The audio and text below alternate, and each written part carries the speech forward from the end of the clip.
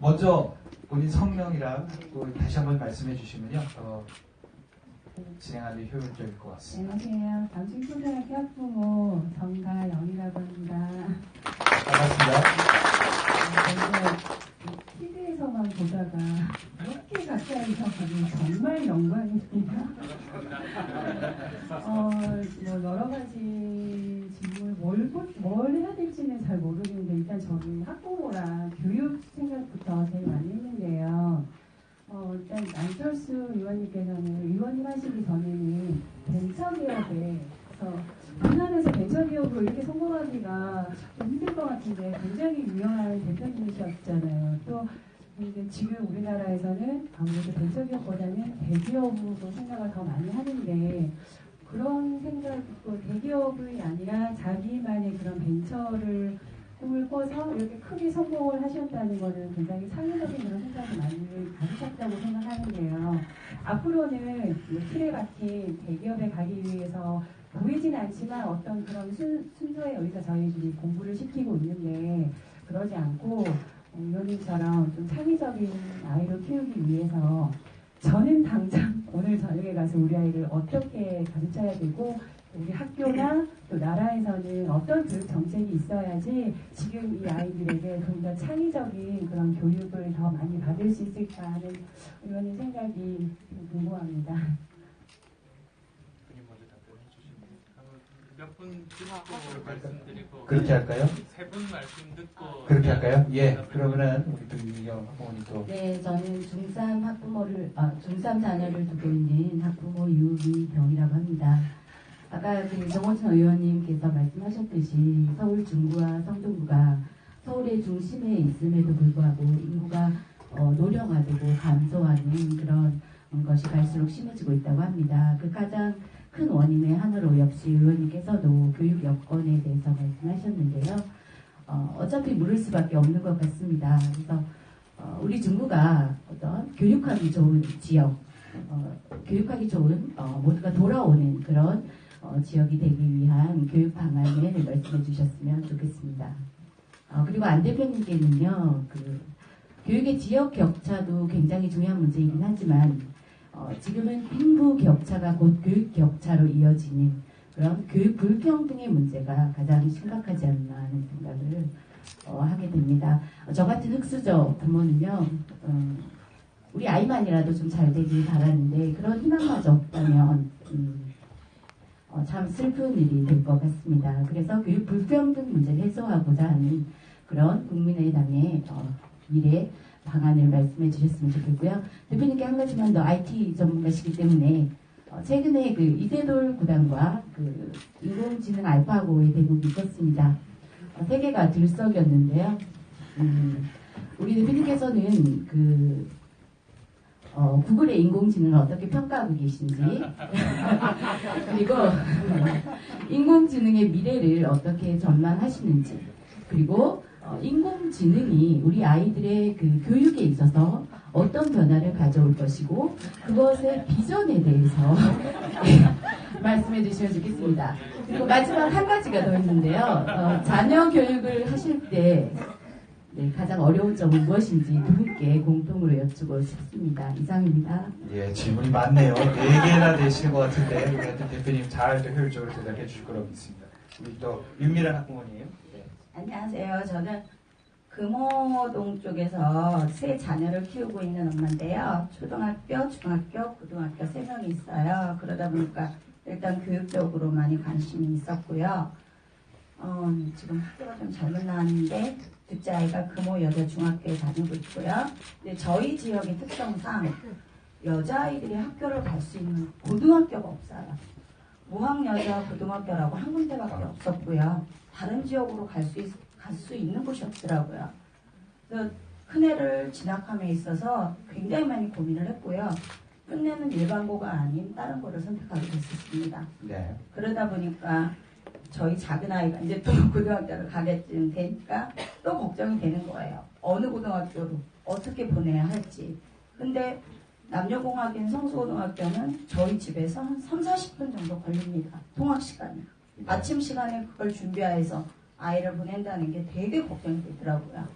그래서 그래서 걱정을 안 했는데 또 2017년에 고등학교가 들어온다고 하더라고요. 금호동에. 네. 그래서 조금 또 약간 마음을 놨는데 그게 또 1년 연장이 돼서 2018년에 개원을 하겠다고 하더라고요.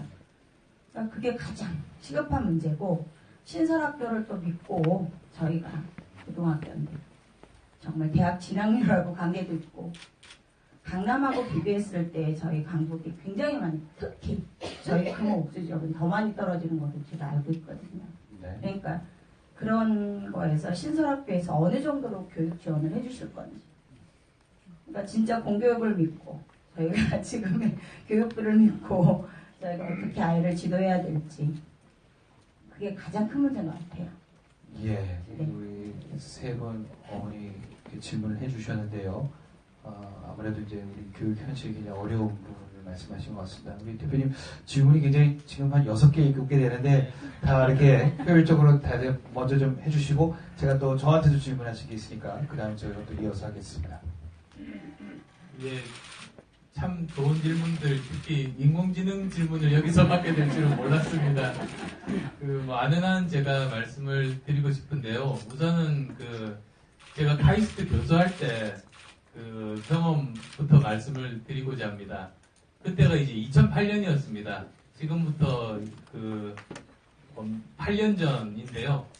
그 당시에 이공계 기피가 아주 심했습니다. 지금은 안 믿으시겠지만. 그래서 제가 그때 카이스트 교수로서 학부모들을 모셔놓고 이야기했어요. 지금이 이공계 보내실 절호의 기회라고.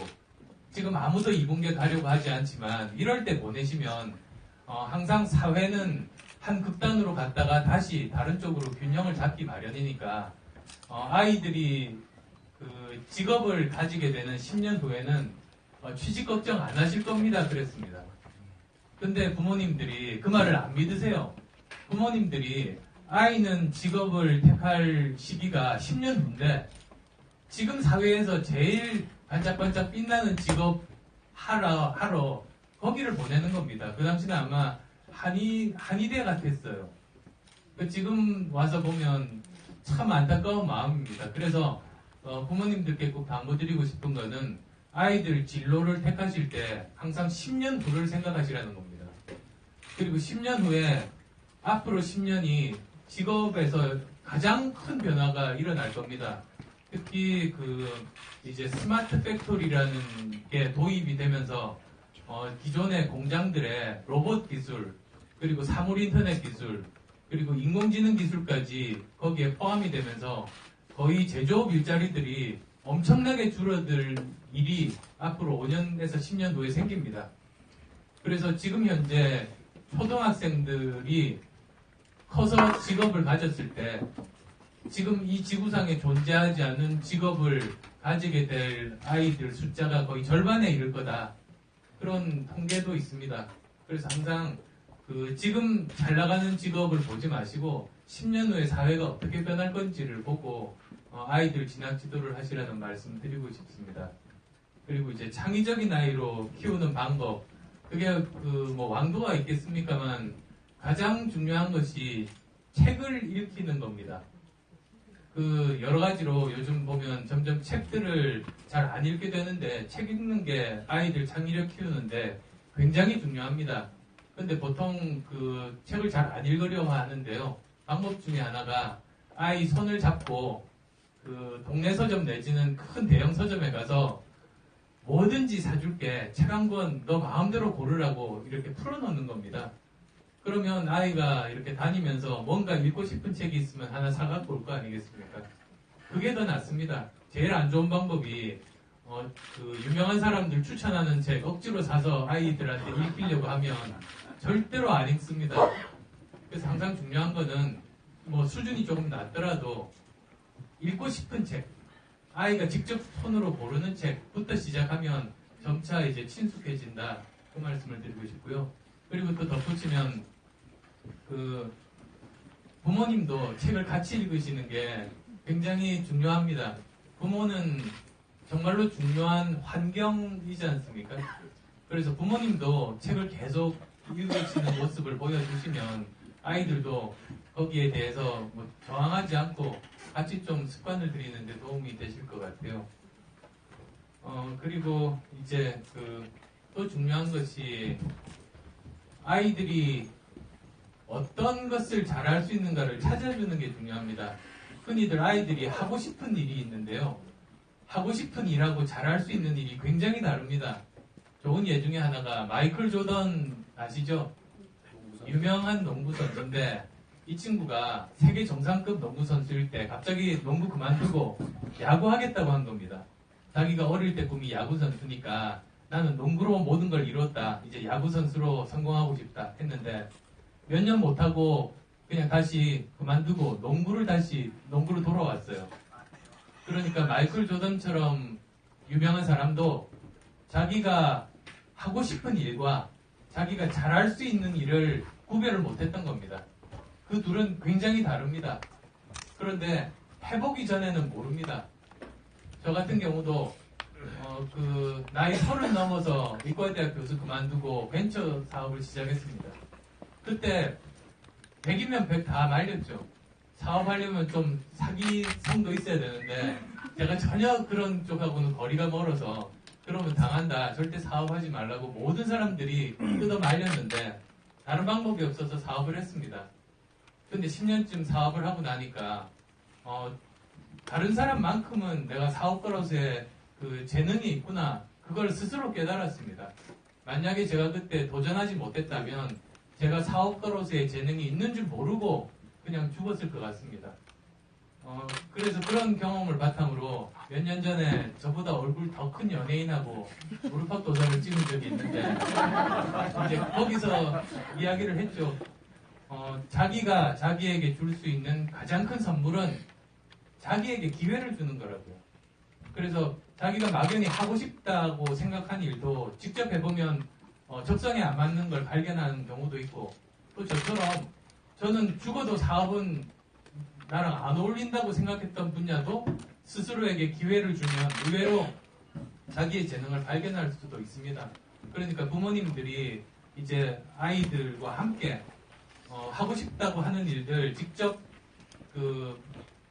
체험을 시켜보든지 책을 통해서 간접 경험을 해보든지 아니면 그 분야 종사하는 사람 불러서 같이 대화를 나눠보게 하든지 그런 기회를 주시면 아이가 자기가 정말로 뭘 잘할 수 있는 사람인지를 스스로 발견하는 데 도움이 되고요.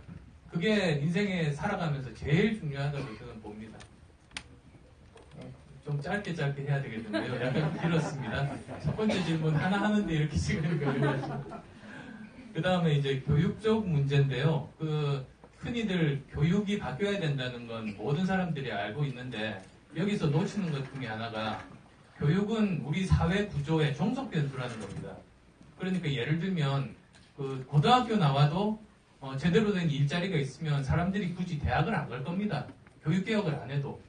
그런데 특정한 대기업이라든지 공무원이라든지 의사, 변호사 이쪽만 제대로 된 대접을 받는 직업이면 아무리 교육을 창의적으로 하고 바꿔놔도 그게 효과가 없습니다. 즉 교육개혁은 일자리 개혁하고 병행하지 않으면 효과가 없습니다.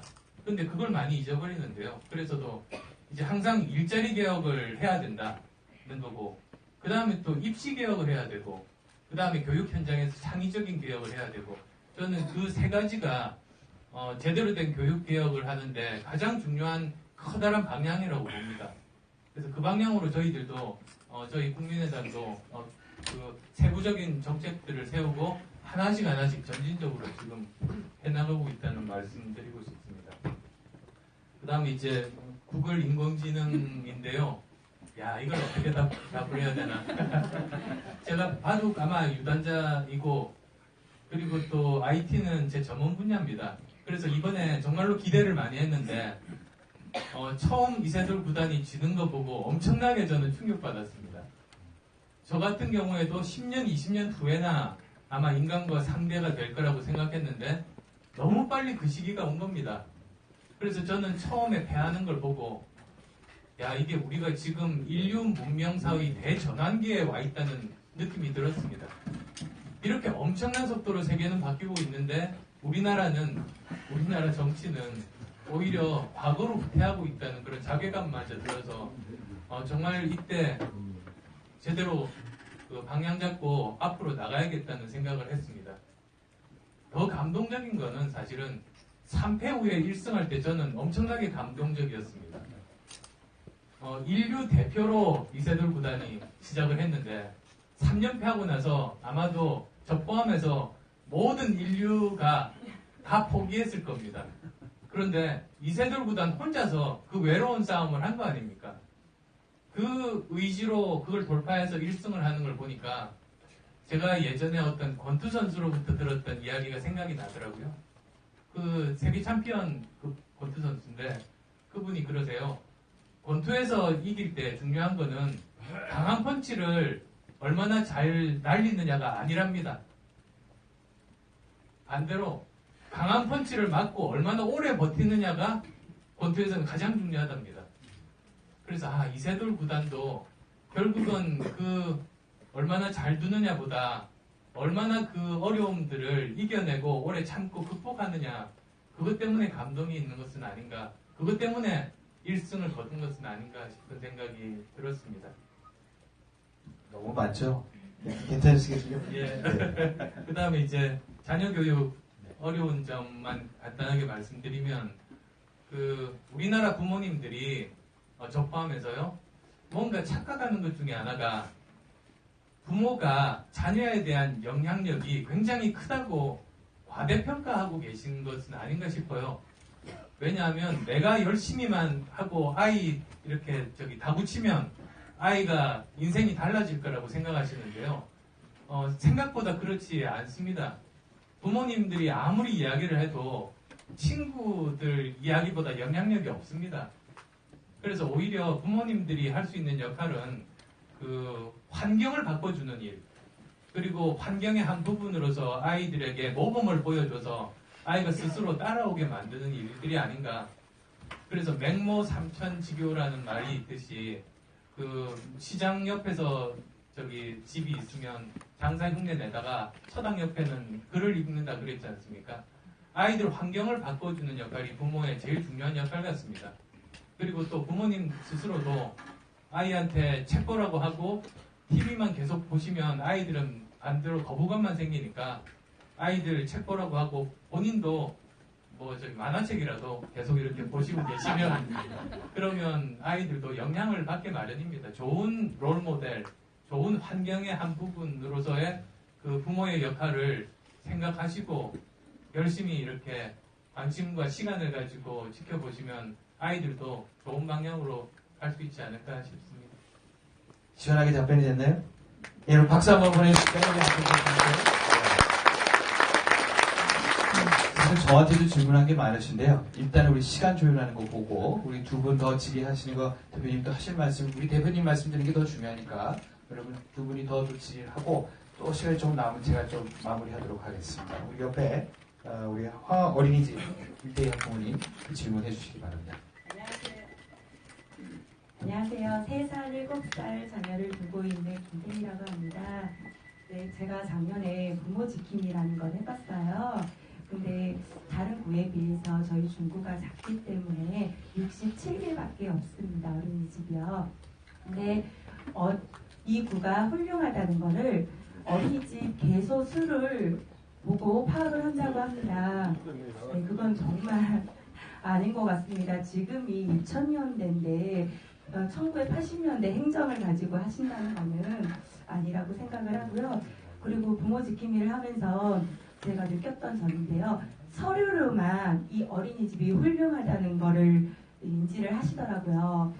서류가 3개 중에 1개가 미흡했어요. 그러면 이 어린이집은 하가 돼버리는 거예요. 보통 어린이집은 다 만점으로 받게끔 주임 선생님이 해놓으시기 때문에 3개 중에 1개만 안 돼도 하가 돼버린다고 그렇게 하시더라고요. 그래서 정말 행정적인 문제가 정말 시급하고 더 나아가서는 작년에는 선생님이 애들을 괴롭혔고 올해는 너무 같은 부모로서 마음 아픈 이야기지만 부모님이 아이들을 괴롭히고 있잖아요. 그래서 작년에는 어머님들이 따가운 시선으로 선생님을 봤지만 요번에는 반대로 선생님이 따가운 시선으로 어머님들을 봅니다. 그래서 매스컴에서도 좀 더 밝은 가정이 많아요. 그런 거를 유해서 보도를 해주셨으면 좋겠습니다. 정말 행정 정말 개선되어야 된다고 생각합니다. 감사합니다. 예, 말씀 감사합니다. 우리 또 같이 또 우리 성동 어린이집 또 유은경 학부님도 우리 보육 관련 질문일 것 같습니다. 지금 현재 11살, 9살 두 아이를 두고 있는 엄마인데요. 중국에서 사실은 40년을 살다가 교육을 한 이유 하나만으로 사실 성동으로 이사를 갔습니다. 그만큼 사실 중국과 교육이라고 하는 부분이 굉장히 열악하다는 거를 저는 사실 중국에서 태어나서 여태까지 자라고 있는데 뼈저리게 느끼고 있거든요. 제가 다니고 있었던 학교들도 다 이사를 가고 그다음에 그만큼 학교가 이사를 가니까 거기 살고 있던 같은 동네 친구들도 다른 터전을 잡아서 이사를 가고 그러다 보니까 점점점 환경이라고 하는 게 열악해지고 있는 것 같아요. 어린이집 같은 경우도 지금 저 같은 경우는 이제 맞벌이를 하다 보니까 사실 야간까지 늦게까지 하는 경우는 거의 없습니다. 그리고 이제 직장을 다니는 직장 엄마들이나 직장 아빠들도 다 마찬가지지만 5시 반, 6시 반 칼퇴가라는 직장은 이 세상에 거의 없는 것 같습니다. 그건 신의 직종이라고 해도 마찬가지일 것 같고요. 그래서 어린이집 다닐 때 아이들이 가장 힘들었던 게 중간에 아이들이 아팠다고 할 때 손잡고 뛰어가줄 사람이 부모가 없다라는 거. 그 다음에 늦게까지 봐주시는 분이 없기 때문에 사실은 직장 엄마로서는 굉장히 힘든 부분이 많았거든요. 물론 주변의 각종 지인, 이제 제일 가까우신 거는 이제 부모님, 저한테는 부모님, 여기 가까운 친구 이렇게 부탁을 해서 병원도 데리고 가야 되고 아니면 하다못해 놀이동산 누군가에 부탁을 해야 되는 현재 시스템에 가끔 울분을 토할 때가 많았었거든요. 그래서 가끔 그런 생각을 한번 해본 적이 있었어요.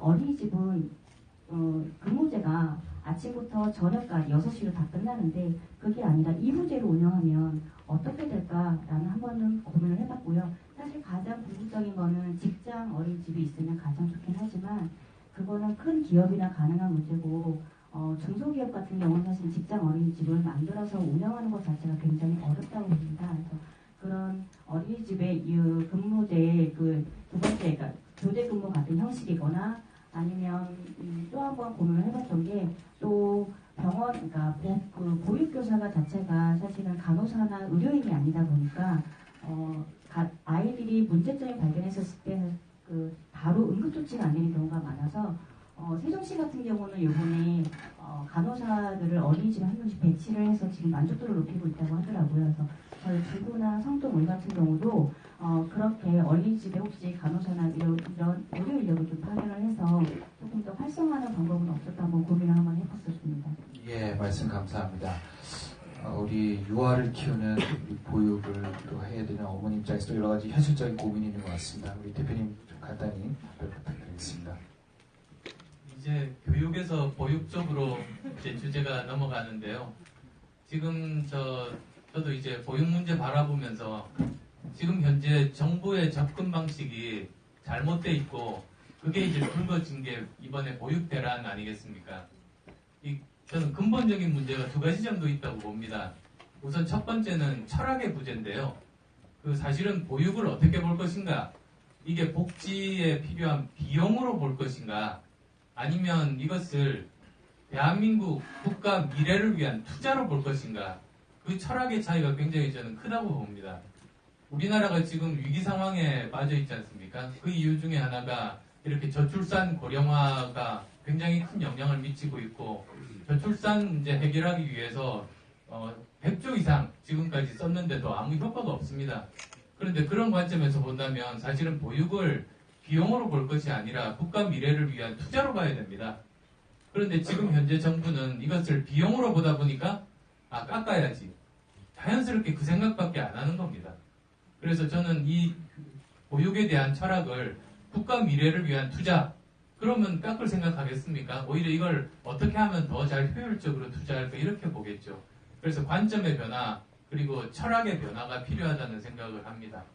그 다음 또 이제 두 번째로는 우리나라 복지 체계의 가장 큰 문제점이 뭐냐면 국가에서 체계는 공공에서 담당하는 공공 체계로 만들어 놓고는 그러면 국가가 거기에 맞게 책임을 지고 투자를 해야 되는데 그걸 민간에게 떠넘기면서 많은 문제가 발생합니다. 대표적인 게 의료 분야입니다. 미국 같은 경우에 그 민간 체계입니다. 미국에서 의료는. 그런데 그럼에도 불구하고 공공병상이 30% 정도가 됩니다. 그런데 우리나라는 의료가 공공체계입니다. 그런데 공공병상이 10%가 안 됩니다. 그러니 그 말은 무슨 말이냐면 국가에서 공공체계로 만들고 통제해놓고 나서 국가가 거기에 걸맞는 투자나 책임을 지지 않고 모두 민간에게 떠넘긴 겁니다. 그러면 이제 민간 병원들은 그 어차피 수익성이 있어야 되니까 그걸 위해서 무리하다 보니 작년에 메르스 사태가 그래서 났습니다. 보육에 똑같은 게 적용됩니다. 보육도 그 지난 대선 공약으로 갑자기 이렇게 그 확대가 됐는데요. 그렇게 체계는 공공체계로 만들어 놓고 지금은 민간 어린이집에 다 떠넘겼습니다. 거기서 문제들이 막 발생하는 겁니다. 그래서 저는 이게 국가 미래를 위한 투자고 그리고 공공체계로 만들었으면 국가가 거기에 대해서 책임져야 된다고 봅니다.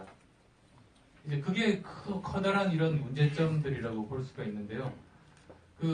저는 아까 직장 어린이집 말씀도 나왔는데요. 그래서 이제 국가에서 충분히 더 책임지고 이 문제를 또 보육 대란 문제도 당장 해결을 해야 됩니다만 그 직장 어린이집을 좀 더 적극적으로 권장하는 정책이 필요하다고 봅니다. 그래서 지금까지는 보면 직장 어린이집이 그 의무 규정이 아니라 권고 규정 정도로 되어 있습니다.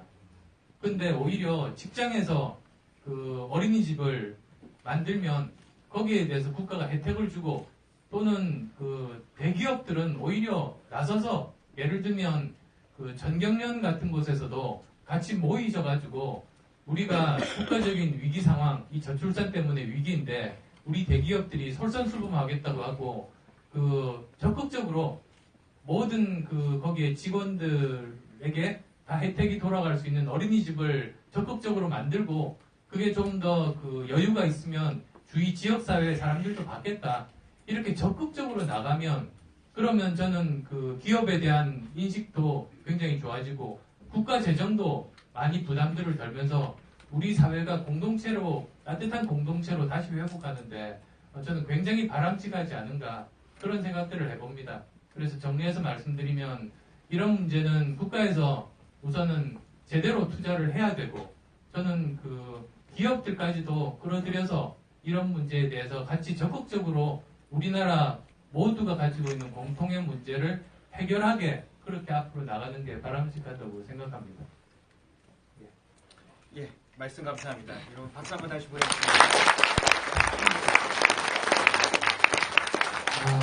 더 많은 질문을 하고 싶은데요, 대표님. 우리가 약속된 시간이 거의 다 됐습니다. 그래서 대표님께서 물론 지금 쭉 말씀하신 게 어떻게 보면 교육 비전과 철학을 이미 담으셔서 말씀하셨는데 그래도 혹시 아까 말씀을 못하신 분이 있거나 또 우리 국민의당의 어떤 교육 정책 방향 큰 틀에서 좀 간단히 말씀해 주시면서 제가 하고 싶은 얘기는 마지막 인사를 간단히 하고요. 우리 대표님 다시 한번 우리 국민의당의 교육 정책 방향, 철학 이런 데에서 간단히 또 듣도록 하겠습니다.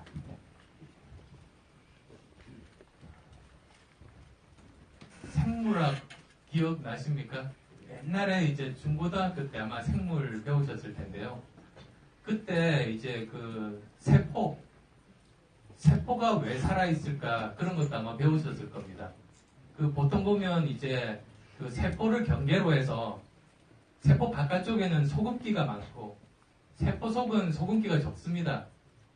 근데 그대로 놔두면 세포 바깥에 있는 소금이 세포 속으로 농도차 때문에 들어오면 세포가 죽습니다. 그럼 세포는 살아남기 위해서 뭘 하느냐? 세포 속으로 들어온 소금기를 끊임없이 바깥으로 퍼냅니다. 그래서 살아있습니다. 생명이란 그런 겁니다. 생명의 가장 근원은 불균형이고 불안정입니다. 살아있는 것 자체가 불안정하기 때문에 살아있는 겁니다. 끊임없는 노력으로 불안정을 유지하기 때문에 세포가 살아있는 거거든요. 근데 제가 뭐 그렇게 길게 살지는 않았습니다만 어쩌면 인생도 그런 거 아닌가 싶습니다. 그 많은 사람들이 안정을 추구합니다. 그래서도 이제 대기업에 들어가려고 하고 이제 공무원이 되려고 하고 의사 변호사가 되려고 합니다. 그런데 대기업에 들어갔다고 해서 그러면 평생 직장이 보장이 되는가? 그렇지 않습니다. 그건 오히려 환상입니다. 제가 IT를 오래 하다 보니까 제가 깜짝깜짝 놀랄 때가 많습니다.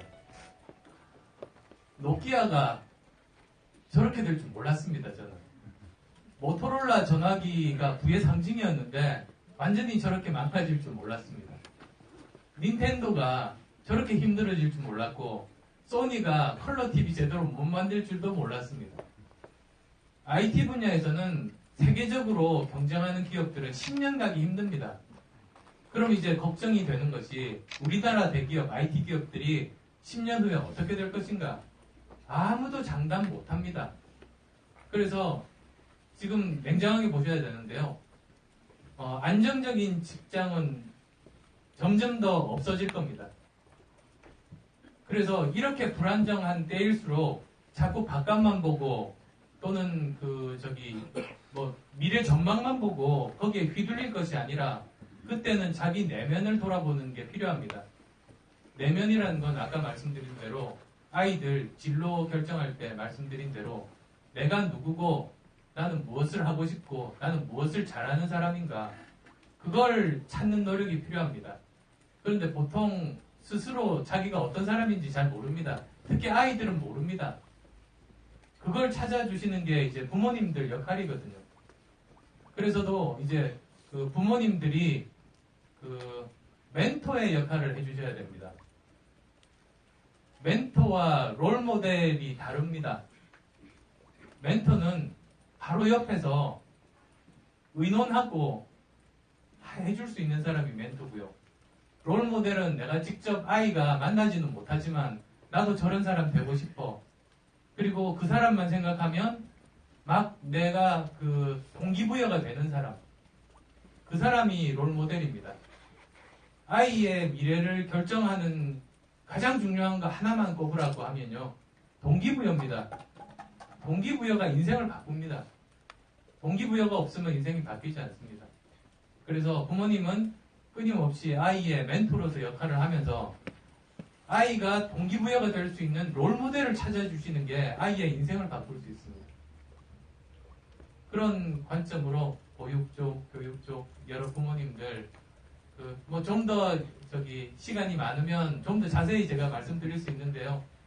그런 것들 생각하시고 이제 오늘부터 아이와 함께 여러 가지 말씀들 나누시면 좋겠습니다. 예, 말씀 감사합니다. 정말